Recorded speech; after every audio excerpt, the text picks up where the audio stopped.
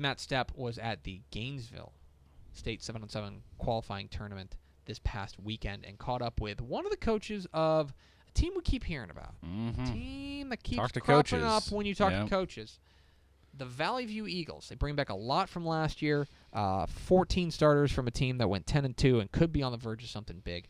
Alan Kassen is the man in charge. Here is Matt Stepp's interview with Valley View coach Alan Kassen here on Texas Football Today.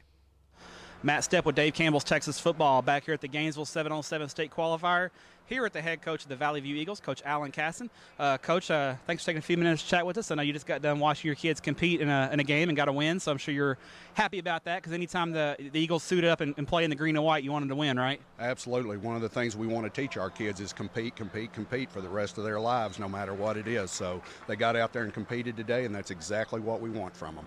You're the smallest school in this tournament. You actually could play in the Division III bracket if you chose to, but you're playing up against some bigger schools. I know you love the competition. It gives your kids a good look as you get ready for the season at being one of the smaller schools around. So how do you feel like the 7-on-7 competition helps your program overall, especially going against bigger schools? Well, you know, in all honesty, one of the reasons we play up is we want our kids to know they can compete against the best in the state regardless of what it is. And in doing so, it puts that spirit of competition in them, and it may give them a little bit more of a fire to show the bigger schools that we can compete as well. And that's what we want our kids to know, is that they're as good as anybody in the state as long as they're willing to do the work. You guys have had a great spring sports season. I know you've had a lot of success in multiple sports. I'm sure you're very proud of your program. That causes a few challenges, though, because in off-season you're sharing a lot of kids, but that's part of being at a small school. I'm sure you enjoy it quite a bit. How proud of you are the success that you guys have had in the spring sports? Well, we're really excited. I mean, not only on the boys' side, but the girls' side went several rounds deep in softball. We had a really good track program. The boys were state runners-up in track. So we've done some really good things this year. The key is can we keep the kids motivated throughout the summer to come back stronger than they were last year. And, you know, we're going to do our summer workouts, but we still want the kids to have a lot of fun. So in doing so, we don't want them to be up at school working so much that it becomes a drag, and then when August gets here, they hate life. Yeah, and stuff like this is fun for them too, right? You kind of mix a little bit of hard work with the weight room, have a little fun in 7-on-7, lineman challenges, and then let them be kids as well, right? Exactly, and we mix our kids up even. You know, in 7-on-7, we may have a receiver playing quarterback and a quarterback playing receiver. So we kind of mix it up just to let the kids have fun, because we enjoy 7-on-7, we enjoy the competition and winning and going to the next level. But more importantly than anything, we want the kids to enjoy each other. And then when they're done, go to somebody's house and swim all afternoon. There you go. Now let's look ahead to 2018. The last couple of years, you guys have had some good seasons, won a couple of playoff games, had some success.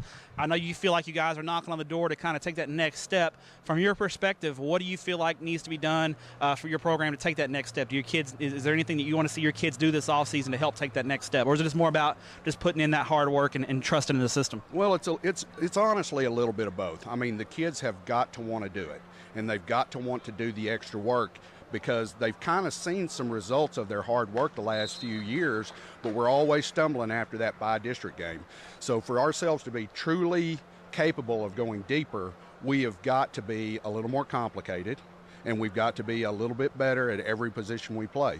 So what we're going to do is we are going to sweat the minor things from now on, and that way our kids know that if they make a mistake, we're going to correct that mistake, and then we're going to go on and be better for it each week. But we can't be correcting the small things every week. And, you know, as a coaching staff and even as a teacher, and no matter what you do, we're trying to get better, because we can't repeat the same mistake over and over and over and be successful. All right, now final question for you. The UIL just recently announced that the state championship games will be back in Arlington in 2018 and 2019. I'm sure wherever the state championship game is being played, if Valley View's in it, you're going to be there and be a really happy guy. But overall, how do you think the overall just the I would say that the spectacle that the state championships has become, it's become a great thing for high school football, because all the towns kind of come together. It's really become a great thing. How do you feel like it's benefited high school football? Well, I love the venue. I love the layout. I think they run everything really well. The UIL has done an outstanding job of the logistics side of it. So if it's working, I don't see changing it, because you have to change not only the games themselves, but you change the logistics of running all that off. So if you have it in one venue, you're just repeating the same thing over. So it's a little bit easier to work out the bugs than it is to go from place to place, or coaches compete for that location. Plus, it's the greatest thing in the world for the kids. Going to other states and talking to people, they're just enamored by Texas football, and we all know that. But the minute they hear you play in AT&T Stadium, they're even more intrigued by what you have to say about it. Maybe we'll see the Valley View Eagles at AT&T Stadium in December. I'm sure it'd be a great thing, and good luck the rest of the day with your kids competing, and good luck in 2018. Thanks for your time. Thank you, Matt. There is Alan Kassen, head coach, Valley View. A team, again, just write down, because I think this is a team that talking to coaches, again, that's the thing, is that people ask us how we come up with our rankings, and a lot of our rankings come from obviously numbers and what you did. Look, the best predictor of future performance is past performance, and that's certainly a big part of it. That said, we talk with coaches because coaches get they have their boots on the ground, and we say, what do you think? What are you thinking about teams? Which teams scare you? Which teams impress you? And one team that keeps coming up is Valley View. And so keep an eye on them. Keep an eye on Coach Alan Kassen and squad. We appreciate Coach Kassen catching up with Matt Stepp.